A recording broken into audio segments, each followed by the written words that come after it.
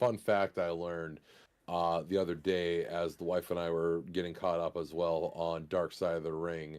Apparently, Buff Bagwell, I don't know, Kels, if you remember Buff the Stuff Bagwell, No. but he made it a point to like start a side business while he was wrestling, so that way he could hire his whole family and have them basically help with stuff in order to make sure that like his family was taken care of with the mass amount of money he was making.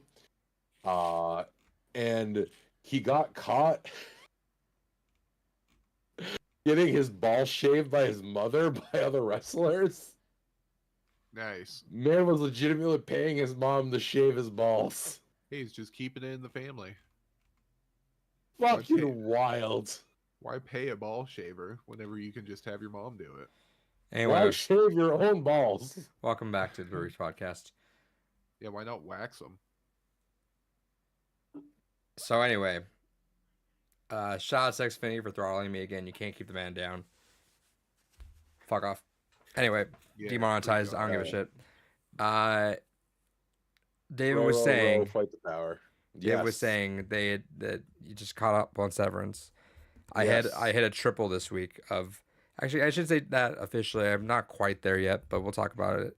I finished a I've book. been dying to ask you. I finished a series, and I finished a game. Nice. Hell yeah. Mostly, nice. I'm using it loosely because I'm not quite there with all. I finished the book. Actually, I finished the book like an hour ago. I audio booked We Are Legion, We Are Bob. Have you guys ever heard of that? The Bobaverse books. No. Fantastic books. Or book so far. I'm gonna go listen to. I have all the books. I think I bought them all a while back, and I've been just putting them off forever. Now that I got my commute, I'm starting. That's my second book I knocked out, so that's kind of the fun part about this. But the Bobaverse books are essentially so someone like the first chapter starts off with just a regular dude, like a project manager. Shouts to David. Hell yeah. And he signs a deal where if he is killed, they will sever his head and they will Oh. freeze him until they have the means to bring him back. And he's like at some like nerd convention and he walks across the road and he just gets run the fuck over. And then 150 years later, he's brought back and it's like a whole political thing where it's like people were nuking each other and he was restored back because America is now a religious state essentially. And then it goes Oh, off. so it's the current event book. I was. It turned. I'm like, huh, interesting. And then they find a way to get off Earth, and it becomes like a really huge sci-fi story essentially. About him being like an AI and having sentience like that, and having free will, then eventually becoming like multiplying and stuff like that. Super interesting book so far. Well, I guess super interesting book. I'm gonna listen to the second one soon, but I heard high acclaim from them the entire time, so excited to get through those finally. So shouts to that. I got through all of except for the latest episode of Severance. Nice. Hell yeah. I was gonna go through the Yeah, last one so- last night just so we could be all caught up, but fell asleep halfway through because I'm like I am so tired, and it's getting to the point where it's like breaking the mold of what it usually is. So I'm like I feel like I gotta focus in and like lock in on these episodes because Yeah. You really do, because the next one does kind of reframe a lot of what came before, I feel like.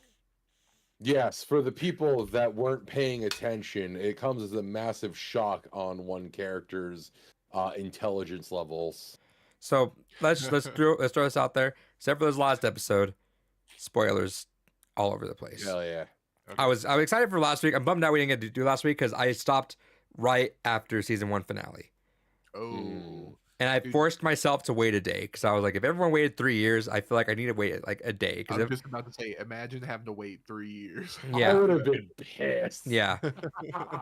So I felt like I had to harm. I masochist in me was like, I gotta wait a little bit because it's very eager to be like, I want to know what happens next. But there's a charm a little bit to the wait, not 3 years, but a charm to the wait of like, ooh, I'm excited to see what happens next.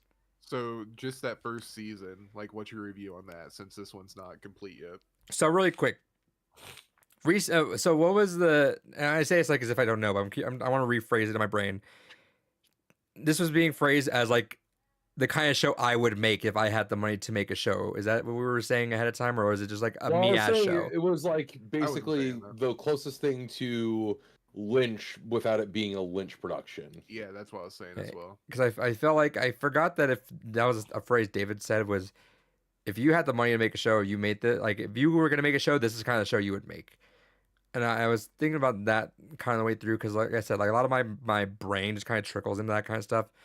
But it's not far off because the premise of Severance, and I love that no one told me anything about this. I didn't know what the fuck it was. All I Yeah, remembered in my We head, don't know either yet. We're still figuring it well, out as well. no, but I didn't know what anything about the show was. And That's so, honestly the best way to go into it. and in so all the only thing I seriousness. knew was that one passing comment that Kel's made saying, "I kind of want to be severed, but that'd be kind of fucked up." So I was like, I don't know what this is. So let's see. I just love that the idea of Severance is like a passing joke you would make to someone and just diving into every micro centimeter of that or micro whatever meter of that joke and what can you really pull out of it and make it an actual like story, right?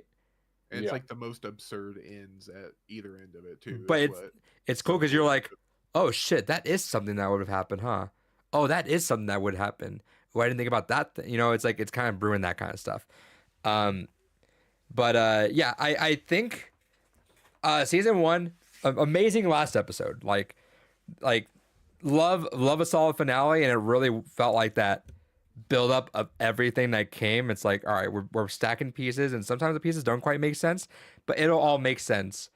And like, I loved watching reactions to that because it very rarely it is. And I mentioned it 100,000 times in this podcast, but I don't do reactions to shows. And shout out to anyone that does do them. I know they're easy money and like you can really get that going. I don't because I'm not a big reactor. Like I'm very cerebral when it comes to like watching anything. I kind of just like everything in my brain is just kind of like talking to itself, but I'm just like, huh. Like I'm not really but like that finale, I was like, this is one of the very rare moments. Was like, oh fucking say it, you motherfucker! Tell him, say it.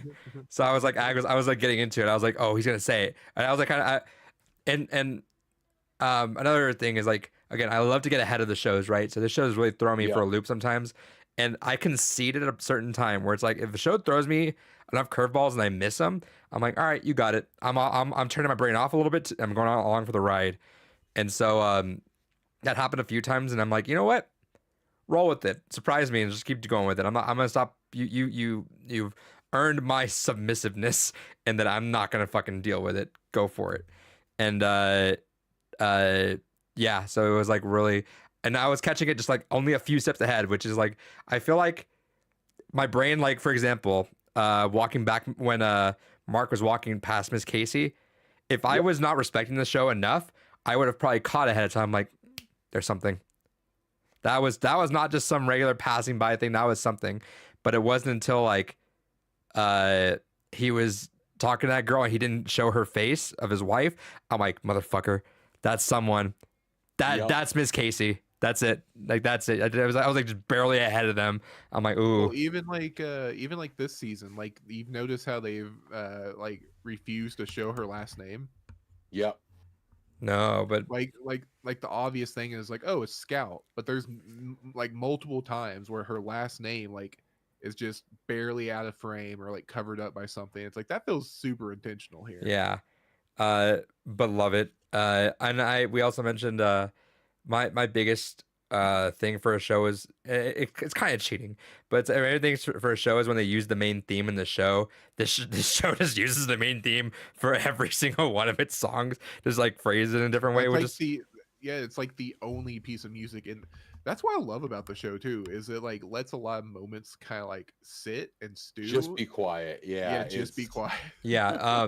And I was even Brings watching a it down. video about why the theme is so perfect, and it goes through like music theory as to why he's like why this song applies to the show, where it's like everything is majestic until you get to that last note, which is off.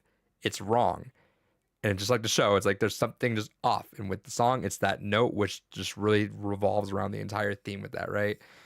But yeah, the finale there. The only thing I didn't really quite, and they're doubling down on it this season, which I appreciate, but I just didn't really quite get sold on Irving and Bert. the first season. Yeah. Um, Oh man, it's so fuck that whole situation. no, it is now, right? But like when Oh my when we're going God. through the end, you know, when we're going to the end, it's like UT's like Dylan with his kid. And that's kind of huge, right? Yeah. And then like uh Shout out to Dylan, the first man to be cucked by himself. Right. which is again that's a insane. fascinating thing. Like it's so bizarre seeing that like the wife have to re-meet someone constantly, right? Like it's that's kind of the ideas that I'm like, this is that kind of like water cooler joke that you and your friend come back to like, oh, what if this happened? Right? It's stuff that you don't really think about until you think about it, right? But yeah, so but like then Helly's thing was like super and crazy, like, oh, she's Yeah. in Eden. And then like Mark, obviously, right? You're like just fucking rooting for the dude. Like, come on, dude, you have to fucking, you know. He was like, oh yeah, let me show you a picture of. Oh wait, this guy needs rice. Hold up, I'm gonna be right back. But then Bert and Irving, I was like, I didn't quite have that. It was more interesting seeing the thing, which by the way, I wrote down in my notes. The fucking weirdest part about watching this show was that that whole episode, right, with Irving and painting, and then Ace of Spades playing, which is fucking out of nowhere. Yep. And then the next day, Tony Hawk Pro Skater 3 and 4 got announced, and it played the song for Ace of This is a Spades. weird thing. It had Ace of Spades playing there too. I'm like, this is a really weird deja vu moment. I don't like that I'm having this right now. Really fucking weird. All right, I have 3 questions for y'all because this is something that the wife and I have been going back and forth on. Yeah. 1, do y'all think Bert is severed or not? As in outside of the Yeah, like, do you think he's actually been severed or he's not? the I think he has been. yeah, but I think there's some sort of weird thing. There's something I see again. That's kind of my thing is right. It's like I've given into them, so I almost don't like theory crafting too much. I'm like, just fucking surprise Fair. me. But Well, the we've seen there's multiple levels of severance though now. because there is That's fair, and you can be severed multiple times as well. Yeah. right, and I mean he shows that he recognizes something, and he even made that comment, like he caught Helly, right? And again, not to say again, I'm just kind of giving up on stuff. So we're watching Woe's Hollow is what it was called, right? Yeah. Yeah. And Oh, you're thinking of Irving. Yeah. No. We're talking about Bert, Christopher Walken. oh Bert, okay, let me come back to that then. Yeah. But the girlfriend Oh, caught- no, that episode was fucked. Irving wasn't fucking around. the girlfriend caught on early. She goes, "Do you think Helly is an Audi right now?" I'm like, "Oh fuck, you just called it." Mhm. Oh fuck, yeah. And I started piecing together in my head because she was like, "Yeah, why is she lying?" I'm like, "Why the fuck is she lying?" Hold on. I mean, I thought it was like she was shameful, but I was like, "But why would you keep doing that now?" But yeah, no, I was like, No, that was an immediate. As soon as she wouldn't reveal what was going on the outside, I'm like, absolutely not. That's not Helly. "See, That's again, that's And there's I appreciate and that there's, now like, though." there's cues too. I've noticed, and people have mentioned. Whenever she came out of the elevator, there wasn't a ding. All the other ones had I dings. didn't whenever they notice came out. that. And there's whenever they go in and out, there's an audible elevator ding that you can still hear no matter where they're at. Even whenever like when she goes in the water and comes back out, you can hear it. Yeah. See, I'm so excited. Once we're done with the season, I'm gonna go back and watch all those videos, and I'm gonna be ready for season 3. But love it. But yeah, to go back. Sorry, Bert. Yeah. Christopher Walken. He's so weird. There's something so fucking weird about his character. sinister, super sinister. Right. Yeah. Because like, what did he do that was so bad that was unforgivable? You know, that made him think that he had to be severed to Well, live. that's why. See, here's the thing: is I don't think he's severed Mm. because he's a pre-severance employee, as his husband slipped up about. And also, I don't like thinking back to like the conversation he had with Milchek after he and Irving were kind of caught gallivanting around. You know, he made the comment of like, "Oh no, don't take me to the break room." Like it wasn't like like, "Oh no, the break room." Like it came across as like he was like, "Oh yeah, what are you gonna do? Send me to the break room?" Like he was kind of above it, and knowing that he's a pre-severance employee of that tenure, I don't think 'Cause he they- would be in a position. Oh man. Yeah, they took did it- make note of how long he's been there a lot. Well, I took it as more or less of him being there pre-severed, and more the severance procedure been something that's been happening longer than it's been public. And then maybe they didn't actually quite make it, or it wasn't the Prisoner wasn't as successful as they thought it would be. Mm. Well, I've seen people talk about it, and I'm kind of on the same boat here. Is like maybe like they can be not quite resevered, but like reset. Like how many? Like because I think it's Irving. It's like super unclear how long he's worked there because they do like whenever they had his Yeah. retirement, it was like in cycles or something like that. Yes, and also Also- the fact that like Audi Irving knows about the room. Yeah, But also, we never got a true continuation of what happened to Irving after he was outside of Bert's house. right. We don't get to see what happened. Because I think he said that he has left. Yeah, he says he just left, and then when he meets up with Bert again, Bert's like, I don't know, a guy comes screaming and knocking on your door, it leaves an impression on you, but it's like, okay, but like what really happened after that? And especially where someone was rifling through his shit Right. during the dinner. And it makes, and that's something, again, like I said, that my issue with season one's ending was I wasn't sold on Irving and Bert as heavily as I was Helly, as heavily as I was Mark, right? It was like they had all these crazy things happening, and Irving and Bert was like, all right, that was a connection that lasted about 2 or 3 episodes, and I'm not like connected with that yet. Like now it's getting like interesting. I'm like, all right, cool. Like now you're buying me in. But when on level of those three, right, it was like, show me what's happening with those two, Bert and Irving, cool. But right, and then like even the Dylan thing, like, because even Dylan I was hyped on, right? Like it was Milchick just be Yeah. like, come out here. And he's like, no, fuck you. And he's like, you want to know your kids' names? And he even like paused. He was like, and I'm like, see, like I'm sold on 'cause the those, second but like, he knows they exist, And- they got him. And like the waffle party too. We never got like an explanation for like what the fuck is this? the dance, dude, the build up to the dance the was dance is exactly what I was talking about when The I was like, dance and oh man, I've never orgy. seen something so charismatic but so threatening before. That was Right. exactly one of the things I had in my brain was that dance scene. that. Apparently, I heard that was like a thing they thought of that day. That's amazing. Right, so I'd say thought like that dance thing was like thought of that day. I mean, obviously like it had to have some sort of thing, but I imagine that it was like some sort of other process that happened that led to Dylan acting the way he did. But just going like, you know what, let's just dance. All right, I'll never think of the term defiant jazz in the same ever dude. again. And then so it takes about 2 seasons to sell me, I always say, for every show. Very hard to sell me on season one. Season one finale, again, amazing, but I wasn't like, this isn't like my favorite show of all time, but I will say season 2 opening, pristine. Love it. I've watched that. Yeah. That scene is like, that's what gets me. It's like, that's the kind of shit that you ask me, here's millions of dollars, what do you want to do? That's the fucking shot I would do. It's like, just fucking killed it, dude. Took them 5 months to film that. Makes sense, dude, but like worth it, right? Like you want to make an impression after 3 years. What's your first scene back? That's exactly the thing, and I showed that to all my kids too. I've been trying to sell because the kids don't know what that show is, which is it's starting to like slowly gain a zeitgeist, I could see, but they don't know. But I was just showing, and I made it a kind of project to be like, hey, can you tell where the cuts are in this shot? And they've been trying to figure that out. But yeah, just seeing that they go through all that, and then like some point they cart, and he's like on a treadmill and a green screen. It's like, Yep. Jesus Christ, that's so fucking crazy. All right, I have one other like more directly relevant question that doesn't go into theory crafting and more, and just like I'm kind of curious as the two non-white people on this podcast, where do you rate on the Milchick rating of receiving a blackface painting from the company? Dude, that shit has me so fucked up in like the theory of where everything is going because like everything links back to me being like, what was this motherfucker doing during the Civil War?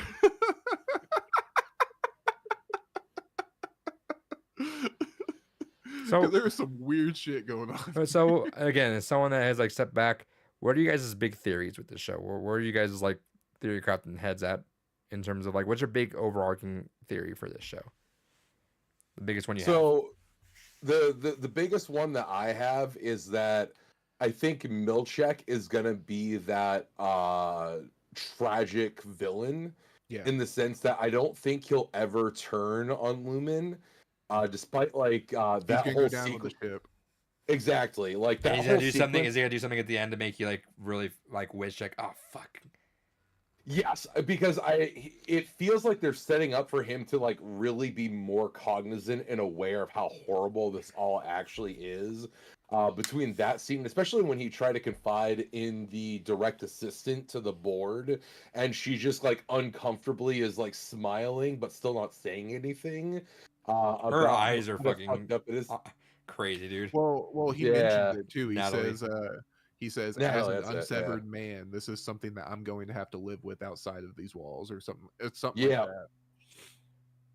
And it's also one of those things that so we have that where he's kind of like reconciling the differences there. But it's also one of those bizarre things that like, he drives a motorcycle, a vehicle often associated with like freedom and Outlaw, rebellion.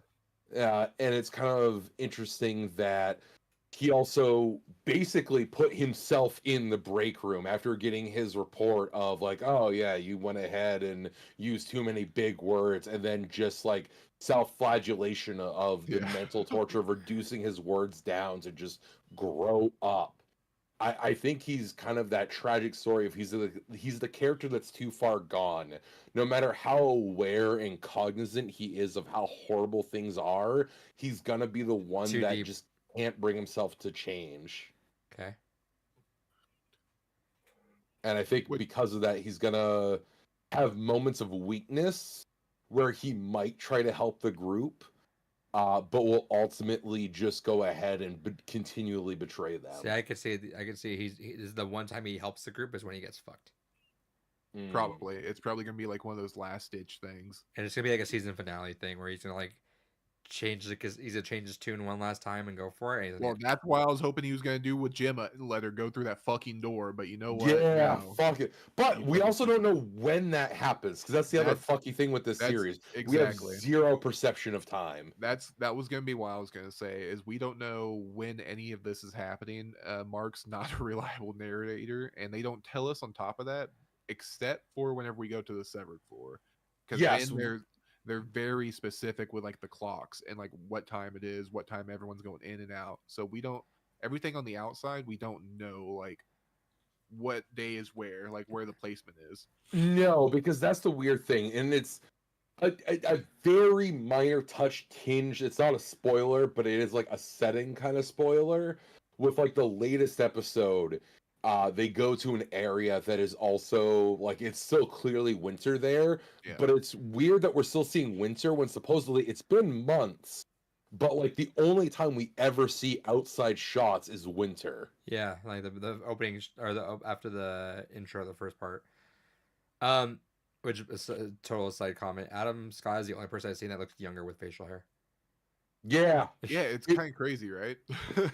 He looks It- like it's multiple wild. years younger when he has like the shadow. When he's Yeah. clean shaven, he looks a lot older. Yeah. No, it's Yes. insane. Man, yeah, and that's the thing too with the time because so after the overtime protocol, I think this season starts like 2 days later, but Milchek says 4 months. yeah. So already they're trying to shake you up on how long it's been. But Woe's Hollow was also, I think, an over the weekend thing that they did. So it was like probably Supposedly. 2 to 3 days. And that's another thing. We were kind of referring back to it last week before you watched it or the week before. On Petey's map, there's a section of the map that says team building. Yes. And the Ortbo, the over whatever team building exercise.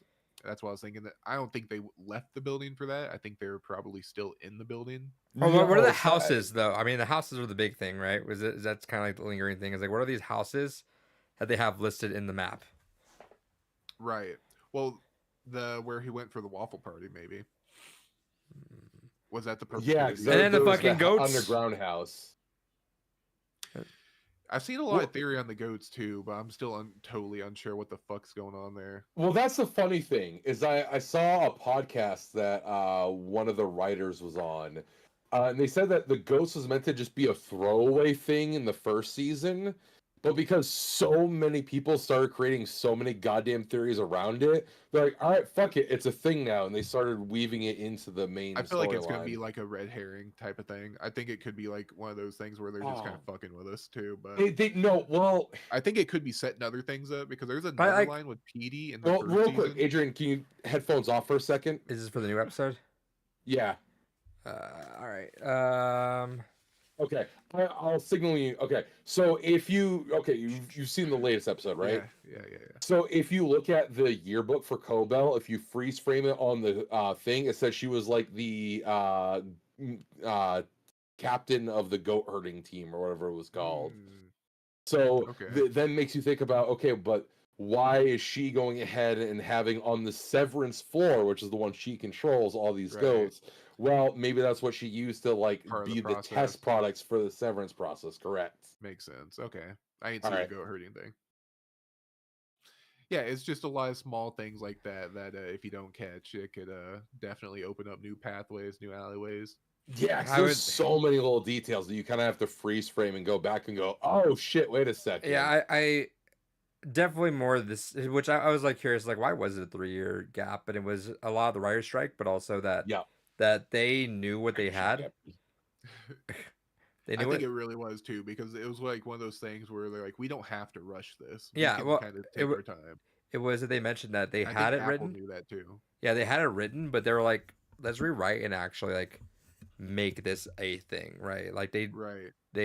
knew what they had and they wanted to make sure it hit.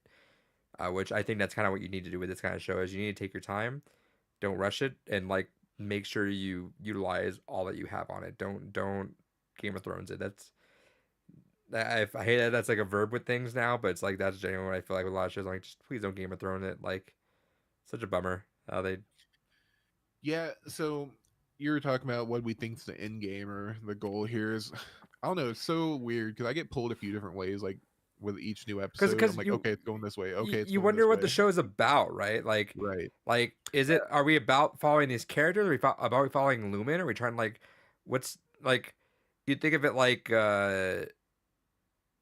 it's Well, I'm framing it with like real world stuff here, and this is definitely it gives cult vibes, right? yeah. And the thing is always like you're searching for enlightenment, and they definitely give off the vibes like not only are they like a pharmaceutical company, but it kind of feels like they're looking for like eternal life through like the tempers of Kier, or becoming like a more whole human or whatever. Does that tie into like what the fuck they're doing on the computers? That's kind of what the fuck they're doing on the computers is they're sending they're essentially Gemma is down on the testing floor going through these tests and sending these emotional readings through, and I think Mark is picking through and finding like the negative emotions that are coming through from her readouts from her test, and he's isolating those emotions for them to then kind of target and see if that bleeds through to her unsevered self. Because Are you talking about Cold Harbor? yeah, Yeah. it's feeling well. We're talking about like what Mark is doing in relation to, Yeah, the whole MDR process as a whole. which is weird too. So does this mean that each other member of each other MDR has someone that's on the testing floor? Well, Is here's that the thing. insinuation? I Or- don't necessarily agree 100% with that initial idea because all the rooms in Gemma's episode were all the file projects they were working on. Yeah, like one of them was one of the ones that fuck, I forget his name. Dylan got like Yeah. an award for in the first season, Allentown or some shit. Yeah, and one of the ones was like one of the ones that Petey was working on. Yeah, but maybe those rooms aren't specifically. Maybe Gemma hits those rooms up too, but maybe other people go there. I mean, that's fair. We So- we don't know like the full extent of what's going on there, but I feel like knowing what we know from the latest episode, this all feels like lab rat testing, like kind of A/B testing. Where That's a why I'm lot thinking of like, do the other microdata refiners have like their own lab rat down So- there that they're guiding? Right. mm. So then like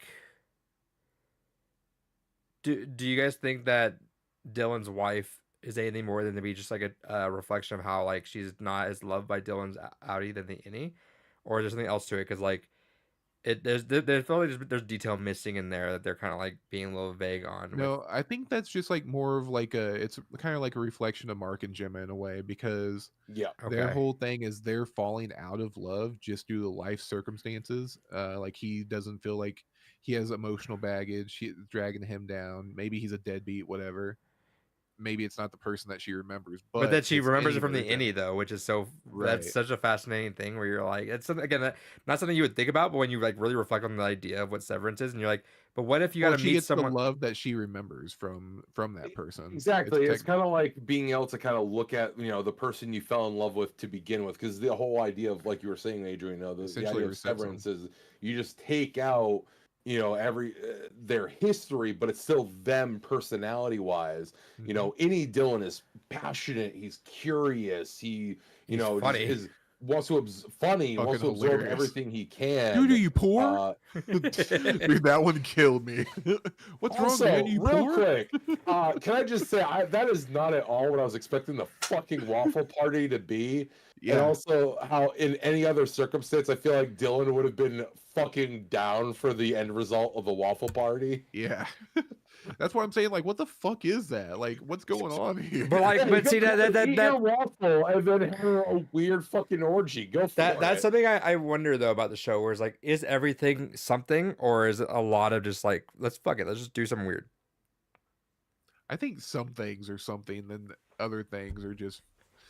I think there's a reason for the weirdness, but beyond like what the weirdness does, I think it's kind of like. I mean, Yeah, whatever. because especially with the whole fact that like they kind of allude to it a lot throughout, is the whole Egan lineage revolves around ether and if you kind of know like the history and lineage of how ether came to kind of be commonly used in things, like it basically was originally a recreational drug until people were at parties getting high off it, and people were like, oh wait, fucking Drew went ahead and like stabbed himself with a sword, but he's not hurt from it. Oh shit, maybe there's like an anesthesic property to this thing.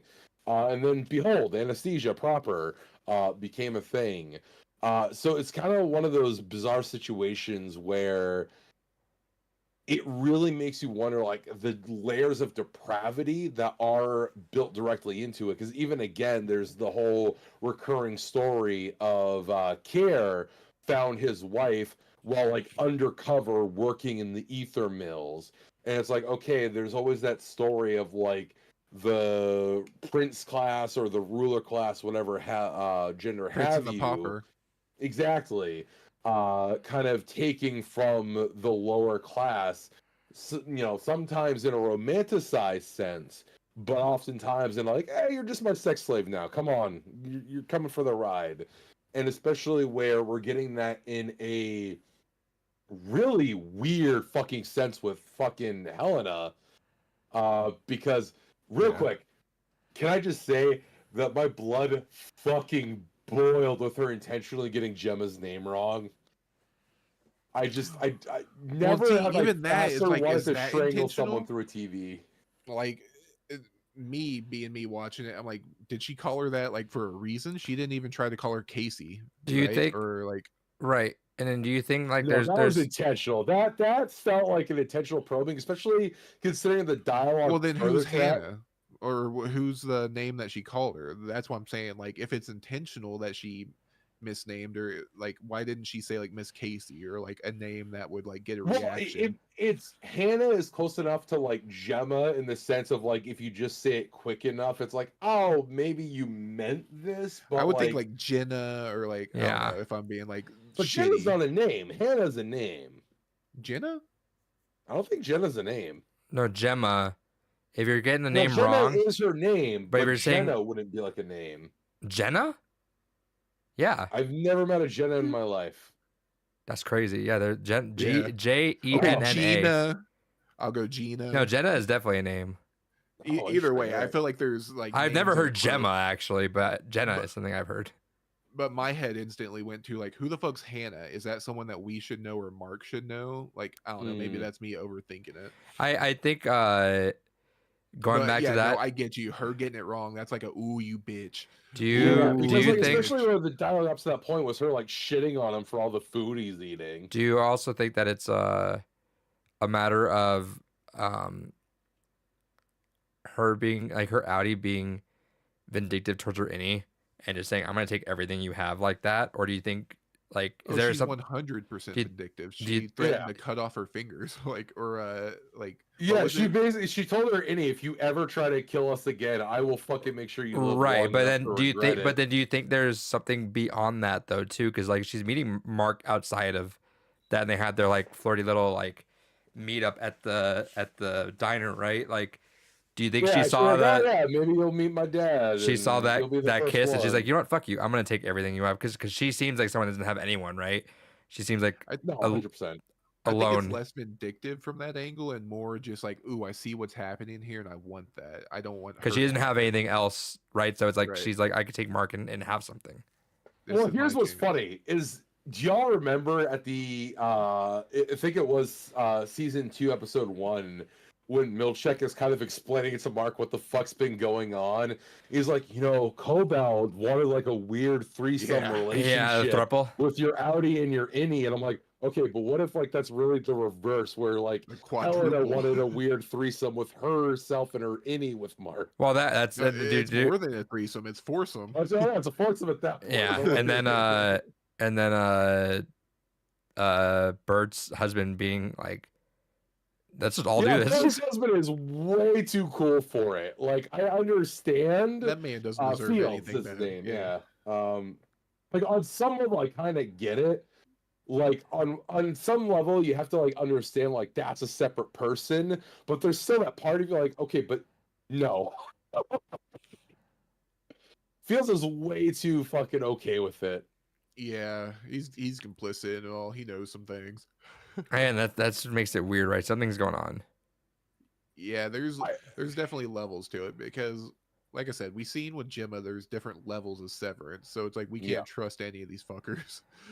But Like, man, these people could be multiple levels of severed at this point. I love that And reveal. especially, we seen how people can like they don't have to go down the elevator be severed because at that birthing lodge, she like went through a door in there and was able to be severed. It's like I think it's like a sound that happens that pops it. Yeah, it man, by that reveal, right when Irving comes back to Helly, Yeah. and yeah, dude, that was so good. That was fucking hardcore. God damn. Like Irving kind of terrifies me because I'm curious to know like what his full background is. Because he's clearly some kind of military.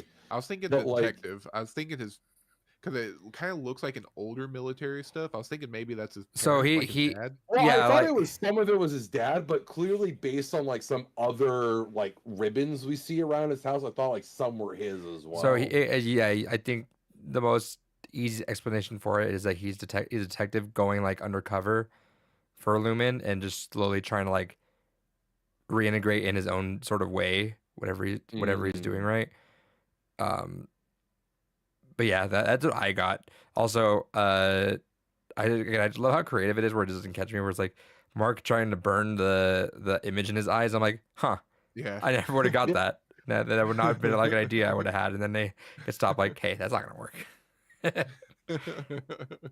You dummy. Kudos again to the level of dedication for Martin. No, I'm getting my fucking wife. Where's my wife? No, for real, that's a wife guy. Mhm. Yeah. But yeah, and then shout out to Yeah. Ben Stiller, dude. Dude, shout outs to Ben Stiller. Shout out to the lady that did that episode with the Gemma testing floor stuff because that was Oh her my first. god, that episode like, was fucking rough. That was her what? It was her first. that was her Directorial- debut. Yeah, she's the cinematographer, like DP. On I the have to show say, as well. Really? And I think it's Yeah. good that they had someone different because a lot of the Ben Stiller directed episodes are all just completely like very inside of Lumen, right? And it's like got that very Mm. sterile look. If you're gonna be like doing a flashback episode, it's gotta look different. And it's gotta like have a different feel to it, right? So it's so smart to get like someone that's new to all that, like give your own spin to it because it's gotta look different. Yeah, like that. I guess there's that shot where it goes like through the wires to that second level of Mhm. refiners. That was all like Mm. in camera. That wasn't like like effects or anything. They actually That had like a rig like pull the camera that through. wasn't CG. Dang. Yep, God damn. That looked like that was all CG. done. That's crazy. Yeah, it was all done in camera. It's like, what the fuck? All right, y'all are cooking. Yeah. Fucking And that's hell. another question. Like, what the fuck are those extra level of refiners? And why do they all look like the people that they're watching? Yeah. There's a lot to it, And which is cool. But oh, like, I man. hope again, it's fun keeping the mystery, but I really hope it goes somewhere, and I really hope this is a show that ends. Yeah, think so, because too. it sounds from what they've said, they've planned for specifically 4 seasons. I think that's like perfect too. Get in, get out, do your Yeah. thing. Yeah, Because this is a you show that never want a series to live beyond its means. this is a show that could overstay its welcome, and get I mean, tiring. we've doing already that. introduced the idea of like other severed floors and other buildings across the country because Yeah. that was another thing. They said there was like 208 countries or something like that. Right. There's like Yeah. they've already established as like an alternate Earth type situation. So like Dude, what else is going on? It's at least framed as like that's where they have offices as. Well, that's still more countries than we have now, and they're located in Kier, PE. Like, there's no state that's PE. Like Pennsylvania is PA. Hold on a second. it's definitely like a Oh, weird yeah, like even more. alternate world. Oh yeah, we only have 195 countries. I thought we had more than that. God damn. Yeah, all right. I think they say 207. Yeah, it was definitely over Yeah. 200. I remember the 200 being the thing. But yeah, this will be a fun show, the Theorycraft. Okay, but again, it's gonna take multiple years between productions, so it's like you only have so long. And Christopher Walken, God bless that man, he's old. Oh, Yeah. God. Don't say that. Don't think about it. I did hear that too. That what was it? He's so old that he doesn't have any streaming things, so they have to give him all the episodes on DVD. That's so funny. You know, we can talk about we spent all this time talking about Severance and once mentioned Miss Huang. Like, Yeah. she's great Yeah. this season. That's what I was Like, gonna say. That's a whole nother curveball. Yeah, that and which is a whole that's the whole thing. But Gotta love the child indoctrination. I also just love. Child indoctrination, and then also in Milchek's office, like when we first meet her, there's a fucking box in there with a pillow. Did she get shipped there? I didn't Like, what even the notice that. Yeah, there's like a shipping container with like a pillow in there. giving Gorillas vibes, if you know, you know. I will say that's the funniest curveball of going. I can imagine anyone watched it waiting 3 years, comes back. What's gonna happen? What's gonna happen? Then just you get slapped with 3 new people for the majority of the episode. You're like, no, where's everyone at? Also, last thing I want to say before I want to move on a little bit. Excellent intro. I'm unless I'm on like a 4-episode binge, I stick through the intro each time. Yeah, their last one won an award, so I wonder Yeah. if this one will as well. Also, throws me off when they don't do it, which is fucking crazy. Yeah. Yeah, I think that I think it has a hit like that for sure. Like, it has some impact there whenever it's missing. Yeah, that's what I was thinking too. I was like, there's a reason why it's not playing currently. Yeah, and sometimes like they'll hit the intro, but they won't do like the severance, like, and sometimes they'll just do like the cut to like the logo. It's really interesting. Mm-hmm. But you said you're caught up on Invincible as well. No, that's next for me. I'm caught up on Invincible. Yeah, now. next week. That's my challenge this weekend. Dude, where that last episode ended was like I've heard perfect. my kids. I tell them to shut up because they're on the verge of spoiling for me. I have to tell them stop. I will watch this. Let me finish this, and I will get to that. But yeah, they're like on the verge. Like they drew Mark on my board. Shouts to another Mark, right? They drew Mark on my board and everything. Sick. Yeah, they're so close to spoiling it. They're all talking about it. I'm like, stop talking. Yeah, the only thing I'm gonna say is this season has been, in a good way, exhausting. It's been pedal to the goddamn metal. So I'm excited. I'm gonna binge it. I think for maximum effort on Saturday. Oh yeah, that's the way it's to a do great binge season because it's fucking relentless. Mhm. Yeah, like I've seen people bitch about certain episodes in it, but even those episodes are like building a lot and just go. It's like constant building. Yeah, there's no fucking stopping. It's just major shit after major shit. It really, like in a meta sense, puts you in Mark's brain for like everything that's fucking going on. You are, especially if you're binging it, you are just as exhausted as Mark Love is it. fucking feeling in every Cool. moment. Saturday. Because I love the Especially this last episode. Oh, I love the discussion going on. So let me just say my next thing. I am on the finale chapter of Yakuza 0. hell yeah. I met my match, and I'm probably gonna leave it for the back because I got to the bull ring and played that for about an hour, and I said, "Holy fuck this fight! I need to find a way to cheese this later on." Holy shit, dude! That bull ring is fucked. Are you talking about Amon? Yes, I think the guy that's Yeah. like, hey, and he has a fucking Yeah. cannon and fucking laser gun. Oh, that's the easiest of the Amon fights. Fantastic. What? Fantastic. Yeah, That that's kicked the my ass. easiest because that's the super boss. That's the easiest. Yeah, I of the figured. super So boss fights. you had this whole thing in my head, super boss. I'm like, the game's not that hard right now. Like I feel like I'm cheesing a lot of the game right now, and I'm kind of going through. The only times I ever had issues were actually the biggest issue I had in this game was like Kuza's first fight when I was still learning it, and then like when I get like a large group of like the men in black, and they just keep hitting me every time I get up. Like those are the most annoying. So, but everyone else I was cheesing. Like it's like, all right, we're gonna fight now, Kiryu or Majima. I'm like, cool. 4 seconds later, done. I'm like, fantastic. Oh, super bosses? I'm not gonna worry about that, dude. I spent an hour trying to fight that first fucking guy, and like I was like waiting every time I drug down a health bar. I'm like, am I gonna see yellow yet? No. Am I gonna see yellow yet? No. And then I looked online, just a quick, and I saw even phase 2 of the fight. And I'm like, Jesus Christ. If I read online that you just buy you buy zap guns and you can fuck them over pretty quickly. Yeah, no, Majima's fight is absolutely fucking absurd. I never finished Majima's fight. Yeah, I heard there's ways to cheese it, which I might just go for it, but I'm just gonna finish the game. Initial thoughts, and I'm not gonna get super in depth of it for other reasons, but I know, and I've heard David speak about this game for years, about how like emotional it gets. I never felt that, and I was kind of wondering. I was like, when does it? Like, I know there's emotional moments. It's a fantastic game, but I was like, where does it hit? And I think it really had to ramp up the last 3 chapters to finally make you start feeling a lot of the stuff that they were trying to throw at you. I think it's got a lot of payoff, so I'm excited to see how this game ends because like it's cool the way they're really doing it up for it, right? It's like ultimately it revolves around this one person, and it's like both the characters eventually like they're so separate in their lives, but eventually they come to a clash like out of nowhere, and it's like you're both really gunning to help that person, Yeah. right? But I will say that I love that they kept it tragic for said person, right? I liked that they didn't have any like the, oh, you made it just in time moment, stuff like that. I was like, no, they didn't, because that's not realistic. But I will say it did get an audible like, okay, all right. When they had when it was they were having the takoyaki, and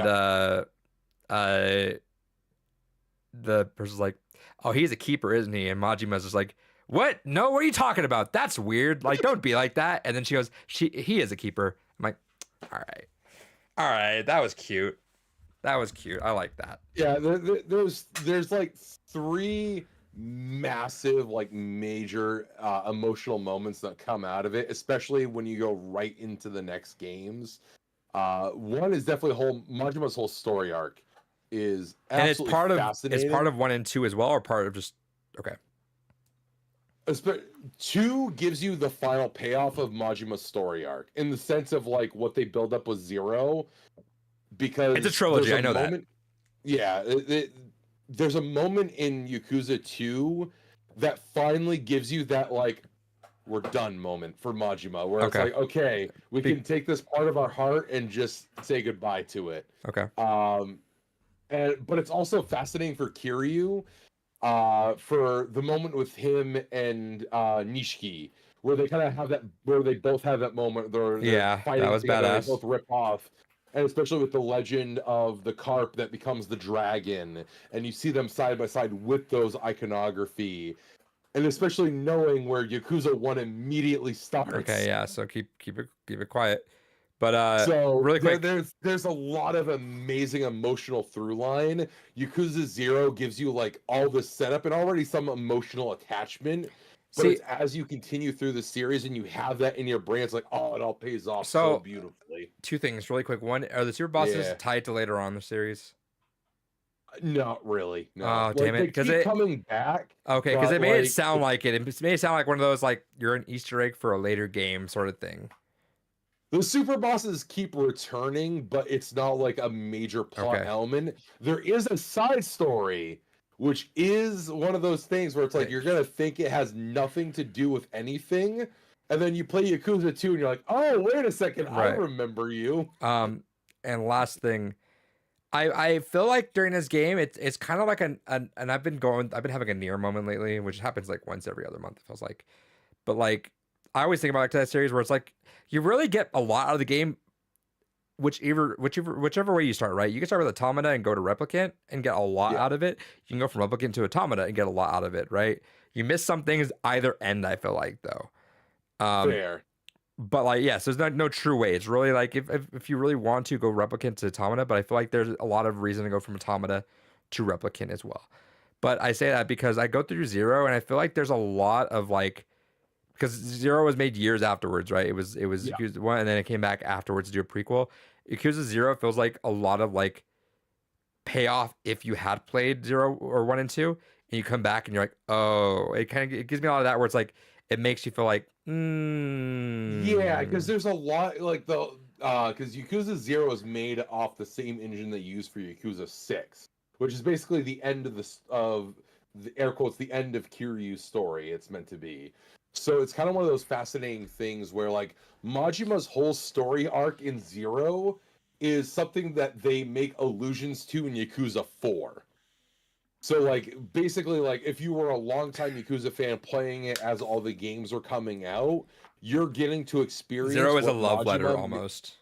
Exactly. It's like the perfect prequel. Like it's really fucking good Yes. for what it succeeds on all fronts. I feel like. Is it like a Halo Reach situation where it's like Reach is a really good game you play on your own, but like if you had played Halo 1, it's like god damn. Yeah. Okay.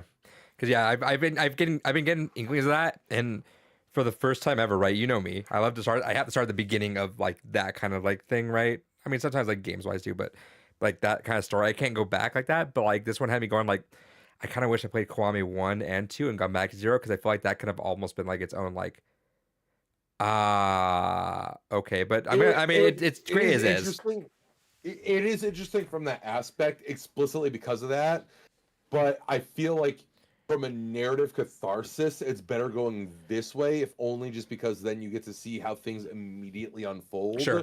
Versus when you go back, it's like, oh, this is the genesis point. Like I get it now. I think it's both. This It's is good both why- ways. That's kind of what I'm saying here, right? Yeah. It's like, again, you go Automata Replicant, you get a lot out of it. You go Replicant to Automata, you get a lot out of it. I think both have pros and cons. So I think that's kind of always a fascinating thing when someone like asks me, "Hey, you're this crazy person about Nier. Where do I start?" I'm like, I don't know. Honestly, I could not tell you. Drakengard 3 is where you No, start. don't do that.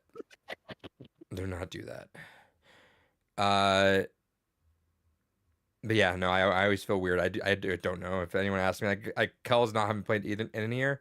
I wonder if we make him go through a Nier, do we make him go through Replicant or Automata first? Well, first It's off, one you of have the- to drink this bottle of wine and Yeah. listen to the soundtrack. And unironically, like real talk, real quick, it's kind of one of those things where I would almost recommend Nier Replicant / Gestalt before going to Automata, if only because, at least for me personally, I feel like the narrative is much harder and much more grounded than Automata. I think if you're in the right mindset and you're kind of vibing with Automata, you can go straight into Automata, dig it, and then be like, Replicant. okay, what else is in this world? Sure. But starting at Replicant / Gestalt feels like the more, in a weird way, grounded beginning to getting into the world. The of only it. way, the only reason well, I still have a few reasons, right? But a big reason why I wouldn't is because like I feel like you have to get the buy-in from Automata to deal with Replicant still, because Replicant is such a grind fest to get to where you need to be to finish that game. Proper, It is. it's a And really like, it's a it's really also, gross grind. Like it's also mechanically not as appealing of a game, even with the enhancements they gave it. it's really not. Like it plays a lot better, but like holy fuck, that grind is like kind of egregious. But it's kind of a thing where you're like, I love this world so much, I'm willing to deal with it. Versus like I could see a lot of people having like, and I would not blame anyone if they dipped out of the middle of Replicant because they didn't want to do that grind. No, because the worst thing about Replicant / Gestalt is the fact that, like, you know, a lot of people joke about the fact that it's like, oh, you're replaying, you know, the game over and over for Automata to get the endings, but like you do get entirely different experiences and viewpoints as you're going from the multiple endings. In Replicant, where- you just play the game again. Exactly, And you really again. are just And playing again. the game again and again. Which With can be slightly tiring. different scenes. Can be very tiring. But also like I think because then like follow me with this really quick. I feel like going from Automata to Replicant with ending E also is phenomenal in and of itself too, though, right? Again, it's so weird because you can go either end with that, and I feel like you get more payoff going from Automata to Replicant. But again, also, but then if you go Replicant to Automata, the ending like W or whatever pays off in dividends. Yeah, it really comes down to what characters you get attached to. Because 3 of the characters in Automata have so much more Weight behind it, you're emotional right. payoff experiencing Gestalt / Replicant first. But at the same time, if you experience Automata first and then get to the final ending in the remake for Replicant, the ending that provides has so much more emotional through line because you're more It's attached so to the weird, characters from huh? Automata. It's so weird because I can really go either way, but then you can't know what characters that they would like because they haven't got there yet, right? So it really becomes Yeah. like a what do you think as a person they would like to go through more, and it's really because both ends you're gonna miss out on something massive going through one, but you're gonna get gains on another one, right? So I think that comes down to what someone values more from a game experience, if they care more about story or gameplay. also I do think though, and I won't say anything else, but right, the way that ending E of Automata leaves you when you're complete versus the way that ending E of Replicant leaves you when you're complete makes it feel like Replicant is the more like cathartic way of ending it, right? Because like you get what I'm saying, like not spoil anything, right? But you know what I mean with that. Yeah, because like the catharsis of the final ending of Automata feels like there could be more to the story in the sense of like, oh, this is the end of the journey, whereas like the ending of the new ending in the Replicant remake is like, no, we're done here. Like, No. With what it does to you, right? Well, you know how they kind of do the same quote unquote gimmick. And I'll say that like leave that right because it makes see where you're coming from, like the emotional standpoint. Yeah, with that way ends like right. It's like if it does it again in that one, you're like but it lets you really experience the whole weight of the world in that end, and then it goes through and it kind of gives you a curveball in the other one. You know what I mean? Yeah, I think also, I think a lot of it also kind of depends on like some of the themes you like more. Because using my wife as an example, she really didn't actually care that much for Automata, but she loved Replicants. Replicant is human. Automata is philosophy. But it's philosophy with a large, massive smattering of we just need to like over sexualize a lot of shit. Yeah, Yoko Taro. Yeah, Yoko Taro, 100%. Drakengard is egregious with his short stories, dude. Yeah, I mean, Drakengard is absolutely fucking egregious with it. 3 is like, I didn't realize I forgot how bad 3 was until I was replaying to show the wife like the deeper lore of it, and I was like, oh fuck, and then I'm like, oh wait a second, I just remembered something about one of the main characters of the first game. Oh shit! No, they're I was like, oh man, like Drakengard 1 is just kind of fucked, but like that's kind of the point, which you can get around. It's just fucked up. But Dragon Guard 3 is so not even over sexualized, it's extreme hypersexualized. And you forget Yes. about it until you go back. And I've been watching videos of Dragon Guard 3 again just recently, just kind of going back to it. And even I forgot, I'm like, Jesus fucking Christ. Every fucking line is about sex. Yes, and then it made it even more uncomfortable with one of the intoners in particular. I was like, can we just fucking not? Yeah, it's a lot. But man, it's so weird how like muddy it is with all that grossness, like in a weird way. But like Yeah, still just so beautiful, right? But it's like it's almost I don't know, it's so fucking weird. I don't normal like I feel like if you told me like the way that was all phrased, I would never play this game. But just somehow he just managed to get around it still, and I was like, fucking great, dude. speaking of which, real quick, absolutely complete tangent, but just a real quick one. Shout outs to the creator of Atelier Ryza, who went ahead and talked about how the thick thighs that Ryza has is pure symbolism of the Japanese economy. And how he spent an entire interview talking about how her thighs kept growing thicker with each new entry to symbolize how economic times, when they get worse, you get thicker during those times. So Interesting. shout out to that man who clearly was just trying to hide his fetishes behind economic philosophy. And on that note, Bless him. shout out to Joseph Ferris for being really confused when someone called Split Fiction woke. He gave him the old Joseph Ferris kind of answer you would expect from him, which is fantastic. But anyway, Fuck you and your family.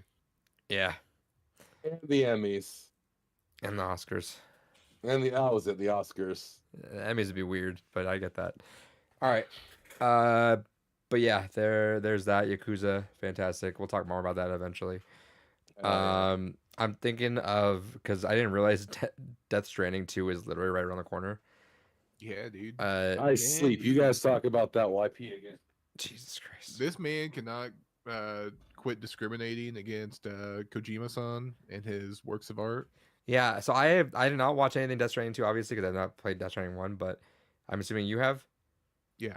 I've seen a lot of screenshots that make it look like it's a Metal Gear game. There's a lot of stuff going on, but I think it's just a lot of Yeah. homages going on. But still, there's a lot of the DNA there, which I like to see. Yeah, so and you played Death Stranding. Mhm. How was it? Good. I liked it. Okay, because I'm thinking I was like thinking my brain for a second, I'm like, you know what? I think it's Death Stranding 2 that I go through after Yakuza. I feel like that's a pretty Yeah. good game to kind of cleanse the palate a little bit of everything Yakuza. It's just like the complete opposite in that way. Sure. The first one's very chill. When the moments ramp up, they definitely ramp up. Because it can turn from a chill, just like, oh, I'm just hiking up a mountain, to all of a sudden, like, this is kind of like a survival horror. Is that a good Steam Deck game, you think, then, or should I probably just go for like a PS5? Because Steam Deck, I don't know if I could have gone through Yakuza without Steam Deck. It's like I just been plowing through that game just on in bed. I feel like you could do it on Steam Deck for Okay. sure. I was playing it with controller, just kind of chilling back with it. Okay, because I'm still split on that, because it does feel like it's also a really big cinematic game. It's very cinematic, and I definitely recommend playing it volume turned up or headphones on. Don't play it just like minimal volume, kind of like tuned out to it, like listening to a podcast. Because Even though you'll be tempted to during a delivery. sometimes, but even then, like the music hits during those lulls and moments, and that's whenever like you really get to experience the game. I feel like I do remember because I played like maybe an hour or two of it. I remember making like the first delivery, and it was like you walk through this like barren field, but that's when the music starts hitting. yeah, it just cranks up, and like you see the artist down in the bottom left, like you see the name of the It's song got a lot and of stuff. You're style like, to it. That's okay. what I appreciate. Yeah, definitely it oozes style for sure. Yeah, I'll probably go through PS5. I think I might crank that one out for that one. Yeah, I'm probably gonna catch on physical just to have it Yeah, that's fair. for sure. And I think it's exclusive to PS5 at least for a certain time. For a Like, bit. Yeah, it'll yeah. eventually start dwindling out of other places. Did you hear the? I mean, I've not really read too much because I didn't want to get spoiled on things, but I didn't know there was a whole like big giant. discussion on why it's called On the Beach because of like some song or something like that from some artist or something like that. No, I haven't seen that. Yeah, it was some Well, like that's just the whole thing with Death Stranding is like it might be a minor spoiler. On the beach is like where you go after you die. Okay. Yeah, I remember watching the trailers of that, and it was like some weird thing where he ended up like there, and it was like the sludge or babies or whatever. Yeah, because it's the whole idea of like a beached whale. It's Mm, like life after your death. yeah, I think Death Stranding is the next one to go after. It's really cool because there's a lot of a lot of heavy subject matter that's discussed in very philosophical ways. It's in a lot of ways it has this, like DNA of like Kingdom Hearts with like the dual stories going on at the same time that kind of like also coordinate within each other. It's really interesting. Okay. On this fucking podcast. No, just because Kojima got mentioned. Yeah, Kojima hater. Kojima got mentioned. You dipped out. Yeah, no I pee mean, involved. that's about right. All right. Another man that likes to thinly hide his fetishes and things. No, it's okay. Quiet and needs to go ahead and basically be naked because she breathes through her skin. So you need that. I Yeah, so mean, Big Boss. look, Or not listen. Big Boss, the boss. I will say this though, is like Hey, yeah, look, listen. we say that, and then Kanye wants to. She's just like, yeah, I'm just gonna sexualize myself.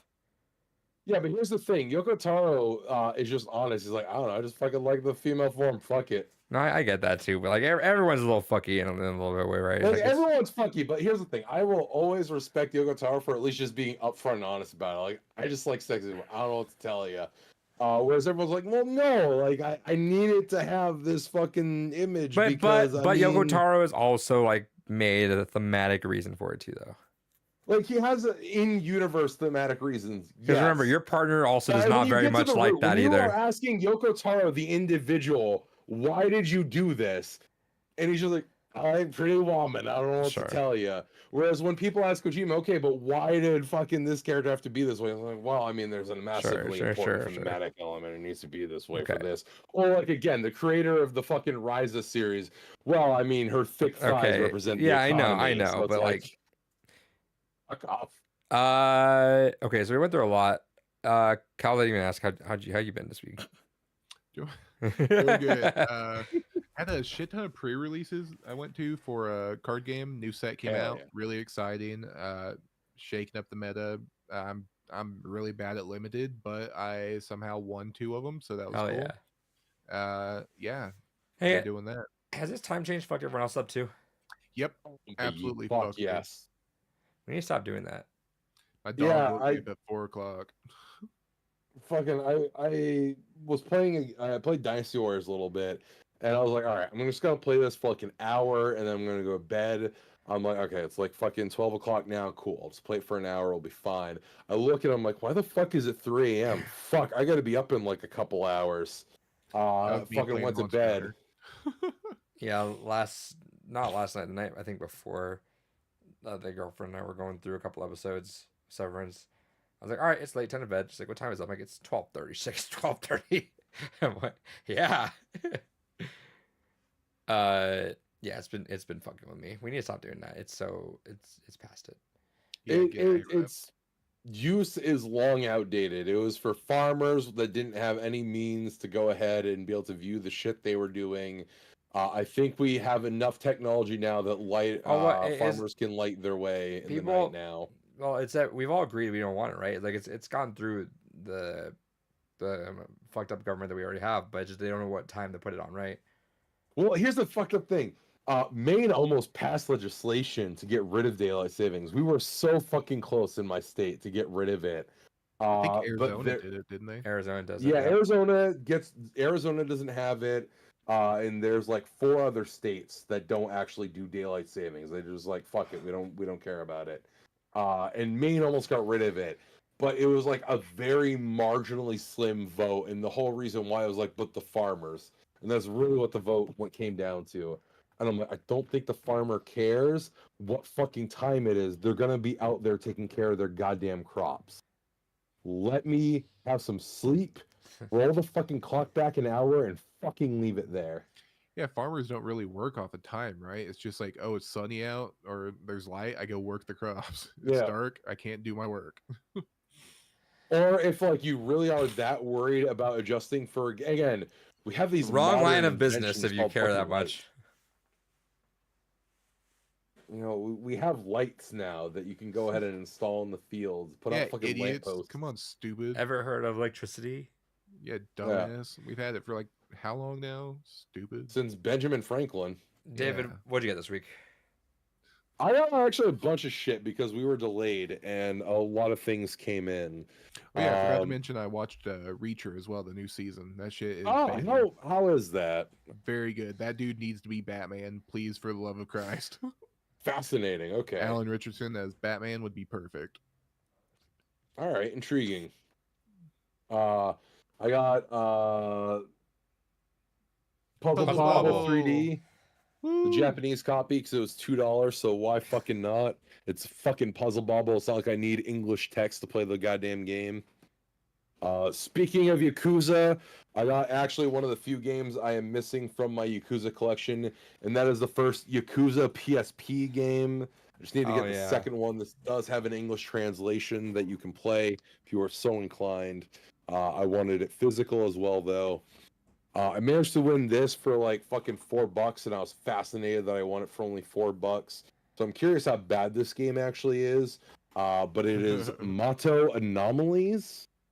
It's apparently some kind of like detective mystery RPG that is heavily inspired by modern Persona. So we'll see how that Oh goes my one god. day. Hold. After you're there, Hmm. I saw a tweet that's so fucking funny. I also got a sealed copy of EDF Insect Armageddon because I love me some EDF. And even though I have this on 360, it was $2 to get my hands on this sealed copy for PS3, so why not? Oh yeah. I also accidentally got sent 3 copies of this game. Dibs. So I got 3 box set collections of a Japanese visual novel series What the fuck? called Karo no Shoujo, which is a kind of detective mystery horror series. Very violent, very brutal, very dark Dibs. subject matter. They sent me 3 copies by accident. Dibs. I don't know why. Yeah, if you want one, let me know. I'll hook a brother up, I Hell guess. yeah. I have enough for everyone on the podcast. Have a Let's copy. go. Fuck I'll yeah. sit- Give me all the It's a addresses, review I'll send copy. you a copy. Yeah. I'll even Dude, autograph don't a die. fit if you want. Yeah. We'll fit that in the 12. It could just be a weird thing that we just all have for no fucking reason. Hell yeah. Thanks for our birthday gifts. Yeah. Speaking of just, I don't know, I got this for no reason. Super Robot Wars K on the DS. I love me some Super Robot Wars. And then continue to fill my collection with games that I can't read or understand. Well, because you'll I play it love, someday. yeah, I'll play it someday. It'll happen eventually. Yeah. Speaking of games I can't understand, except, oh wait, I can. I got this. This was like one of the most expensive games I got. I got this for $7 whole. It's beat by the last game I'm going to show off here.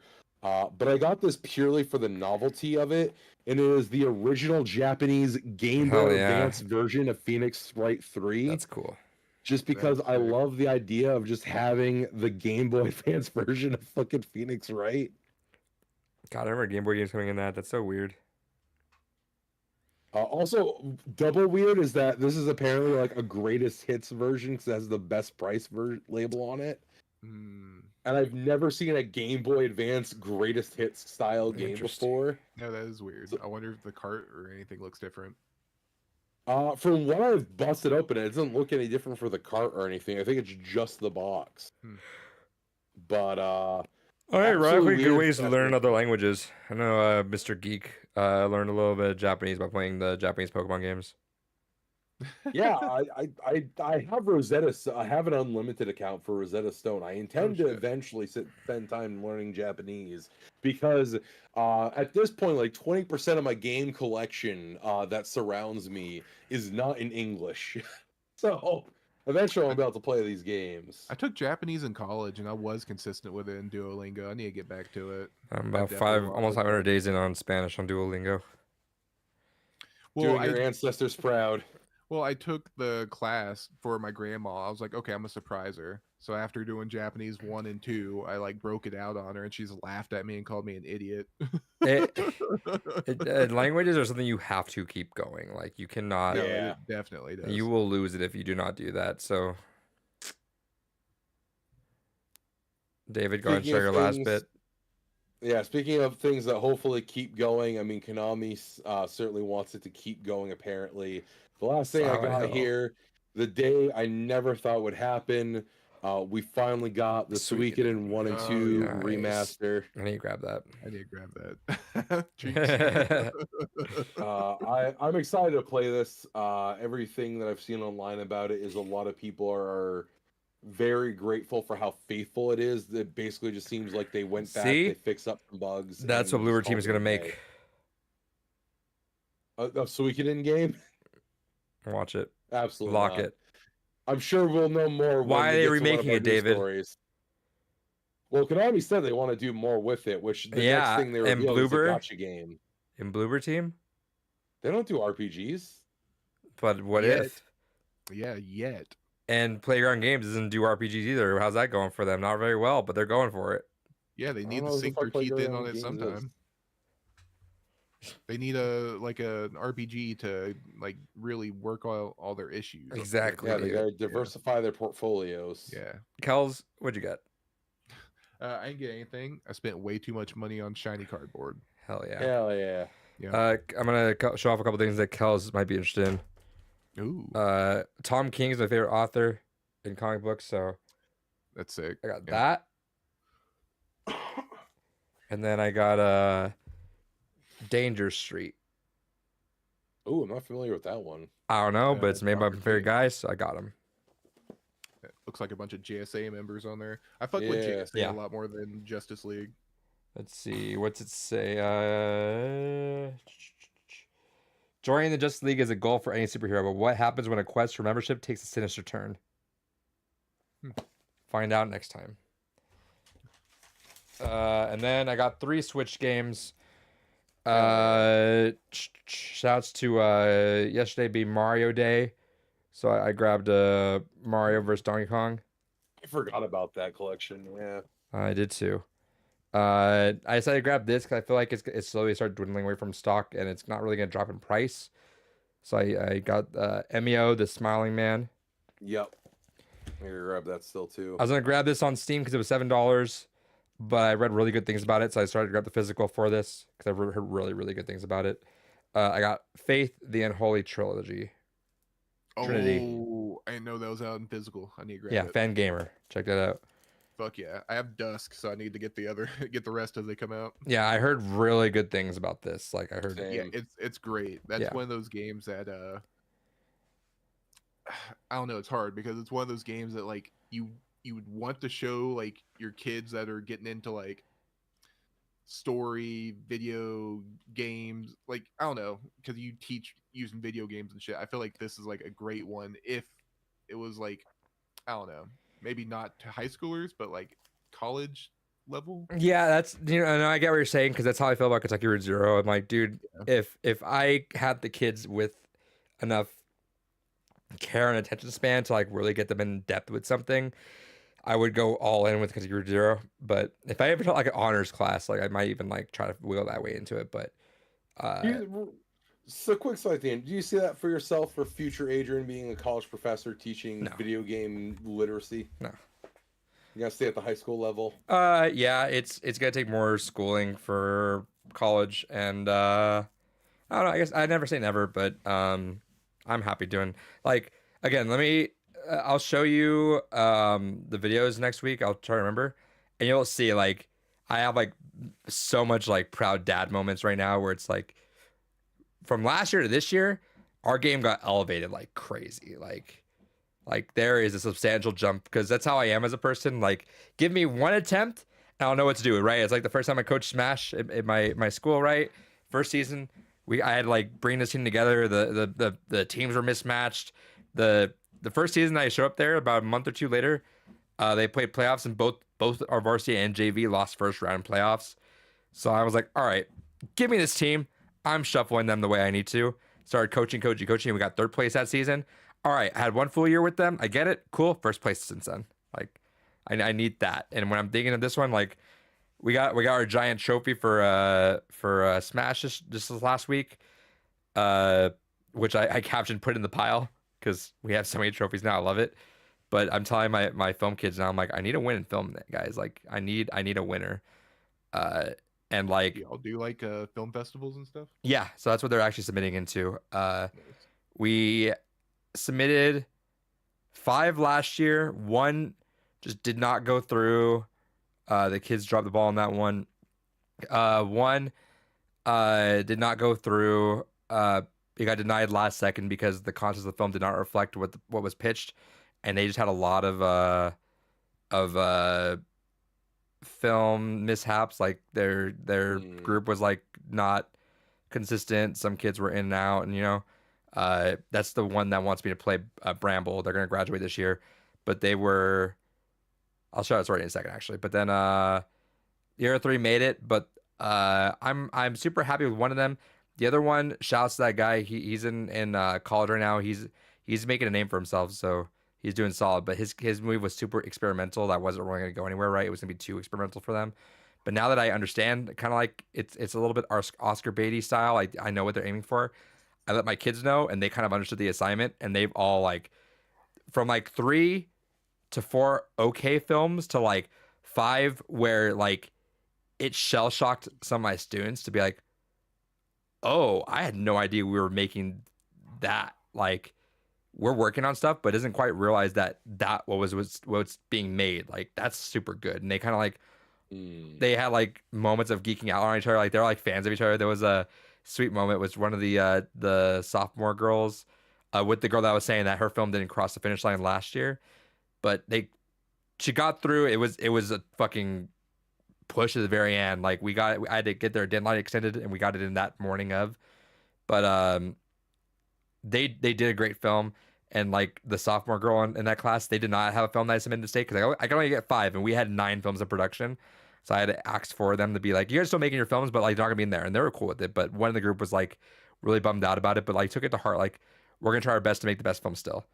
But they saw, like, I explained it to them, and they saw the quality of those films. Like, we understand why you didn't pick us. Like, our film, like, they went off campus to film a lot, which does not happen. These kids are unreliable with one another, and they're tough with it. But the director of that managed to get their group together 6 different times, which blew the mind of the senior girl.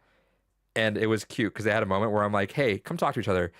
And they were just like geeking out with each other. Where she was like, the senior girl was like, "That's so amazing! That's so cool that you managed to get your group to like come out there like that." And then the other girl, the sophomore girl, was like, "Yeah, but your film was fucking amazing!" Like, and they exchanged their Instagrams so they could start like showing how they like give each other advice on how to do things.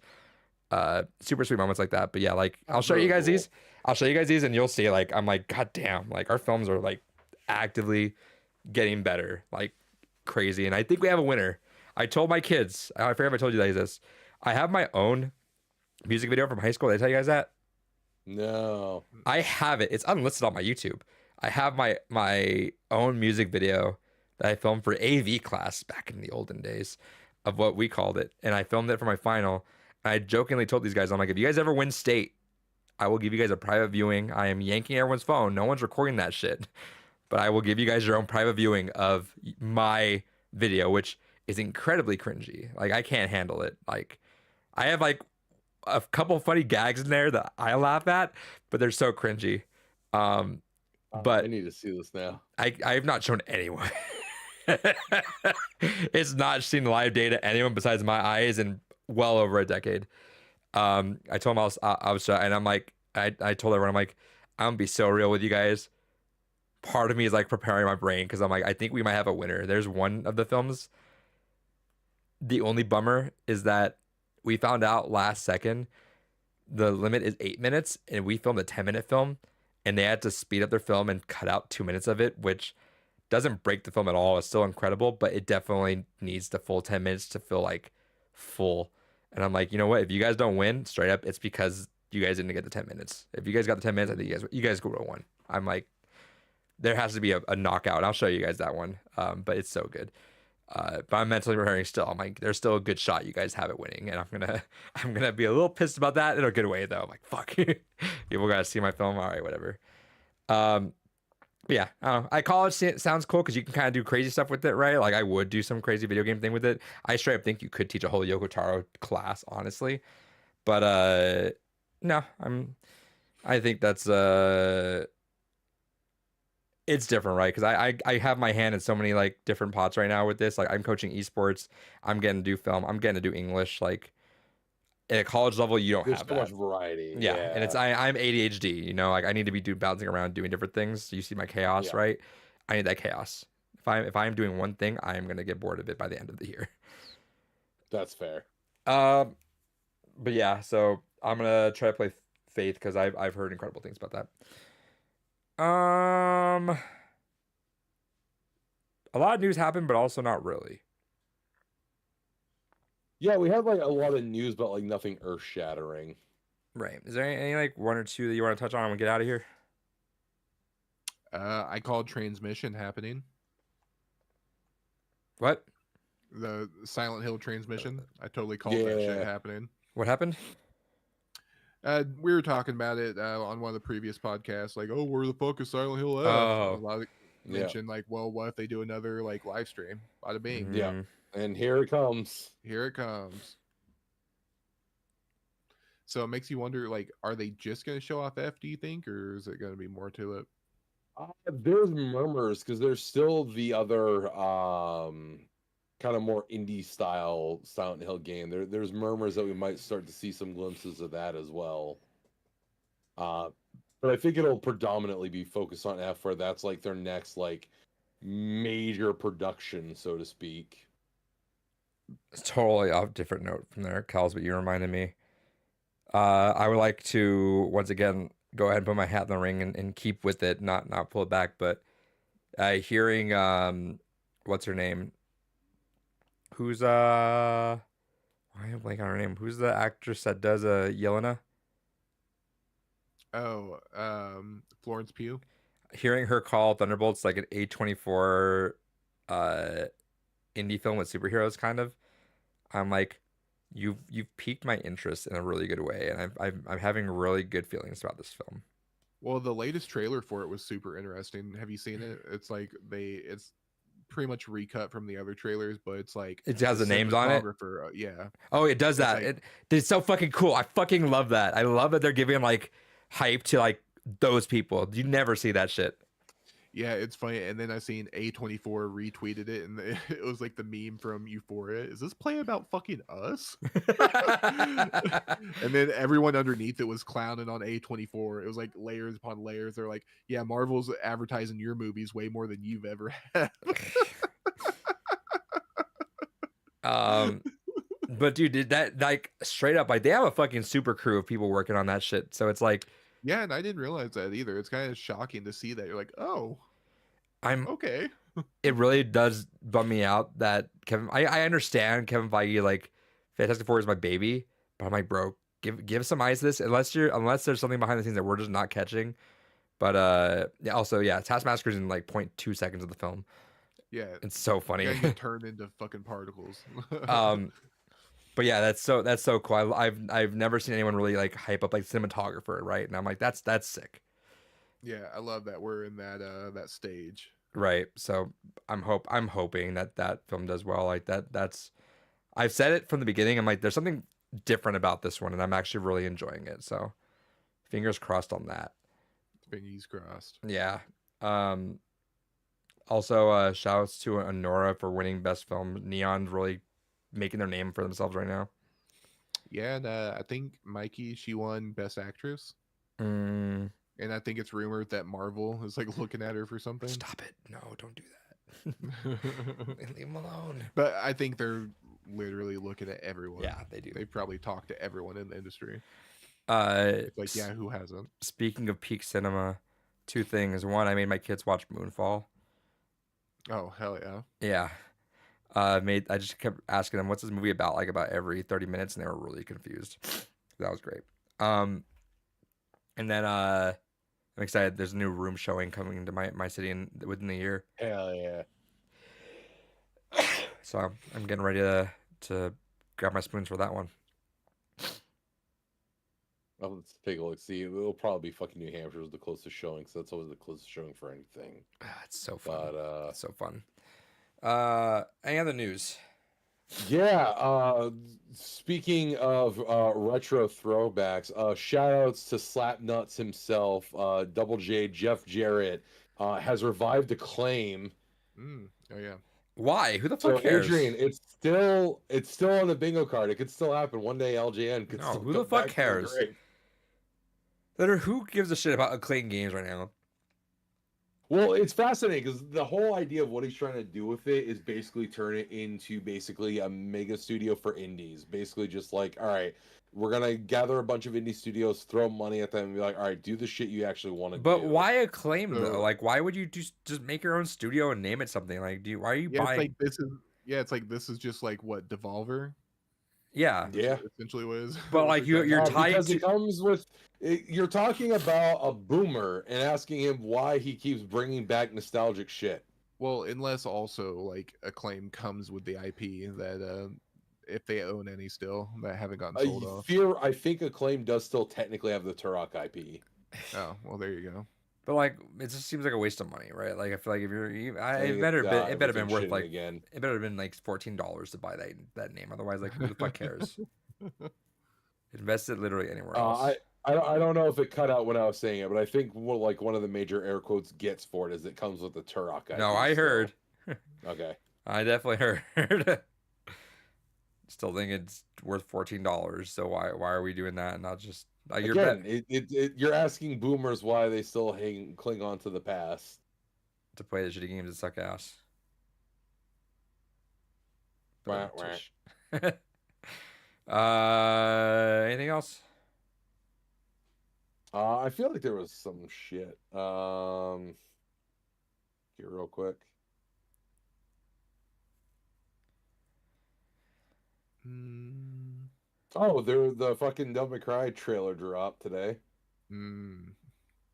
Looks like they're pulling in elements from the manga and from a lot of like even DMC3 source material, which is kind of fascinating to see. To go Yeah, back it's to the really very interesting beginning. to see. Kels, I was watching Severance, and I swear to God, the first second they said, "Hey, the board would like to talk to you," I'm like, "Oh fuck, this is Control." No, In a lot of I mean, ways. that's the thing too is like, what is the board? Like, what's going on there? Not to go back all the way back to Severance, but like, what the fuck is the board? Yeah, Okay. because it's clearly more than just like Helly. But like Helly, it seems like is the only one that we have like any rough idea of who's part of the board. Bro. Well, we don't even know if like Helly is part of the board. Like, us in real life, we think the board is like a boardroom with like a bunch of suits in it. That doesn't necessarily have to be the thing here. It can just be kind of like disambiguous, like the board. Like, are these actual embodiments of people? Are these like consciousness? It's an upside down That's pyramid. true. With the whole idea of what Severance is, it could just be basically fucking AI at this point. It could be AI, or is that Kier Egan on the other side? Is that his chip? Is that his like consciousness that they have stored somewhere, or is that one of the other Egans? You know, It's gonna be like fucking Evangelion, where there's just these fucking monoliths that just appear, fucking representing them. It's gonna be Well- Control, dude. I swear to God, when you hear it and it starts making some weird ass noise in there, I'm like, it's fucking Control. well, it's like the whole idea of the perpetuity wing. Like they have Yeah. like idols or like statues of. Um, I read. I'm pulling it up right now. They did list off a bunch of stuff that inspired Severance. Mm. The Stanley Parable being one, which makes total sense, Yeah. right? What were the other ones though?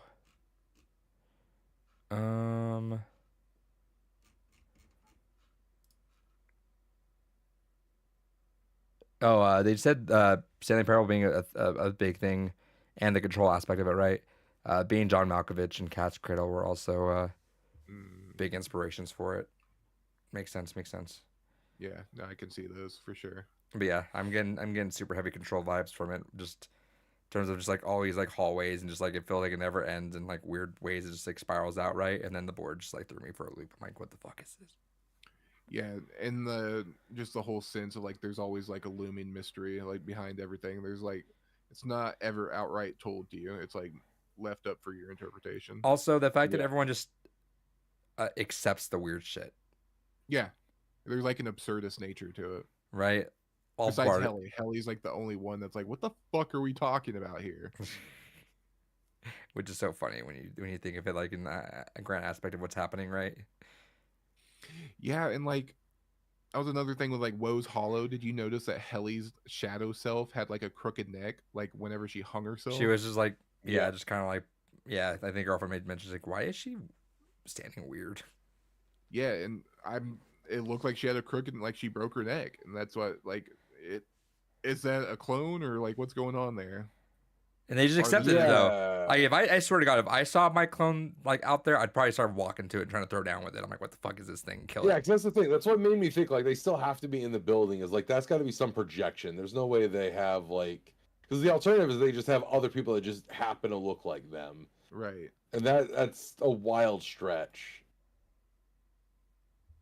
But I feel like it's also gonna be something that's like explained at some point. So wait, should I watch the next episode and spend some time watching these theory videos? Is that kind of set my mind for that? You definitely need think the last episode that just came out because it fills Yeah, in well, an that's what I'm gonna do. insane amount of gaps. Yeah, Yeah, so I'm gonna watch that right after this podcast and probably Yeah, it fills in gaps, and like I said, it recontextualizes a lot of what a character's actions have been previously. like I said, I watched about half the episode and I conked out. I really need to get through it tonight though, because watching any Severance thing, my algorithm's like trying to get me to watch like here's what happened, here's new rock stars. I'm like, no, don't show me yet. Hold on. yeah, New rock stars already fucking trying to give me the theories to it. I'm like, calm down, hold on. yeah. I just asked that for the red season arrow will one spoil thing. it.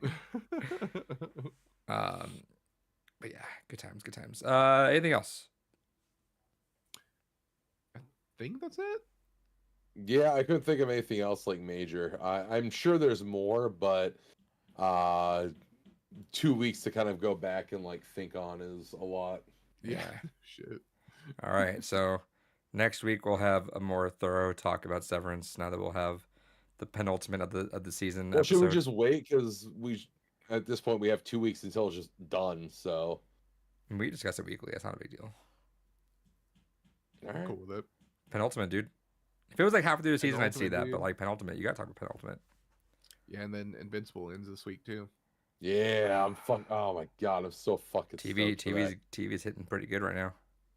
Yeah, this fight's gonna be like one of the big ones. Fucking Christ. And that's it for a while, huh? Yep. Yep. All right. Well, yeah, I love that. It's just two shows with just Mark. Right. Two marks, just fucking two kill it. journeys. Mark your calendar. There you go. Good job. All right. Well, that was Blue Rupees. Sorry for technical difficulties. Shout out to Xfinity for throttling my shit. Fuck off. Hell yeah. Freak you. Yeah. Stop being so poor. Just buy a business class internet. I hate them though. As you should. I should. Anyway, that's the podcast. All right, sending out the stream. Hey, that's the Elon hand. No, there's two of them. It's the dab.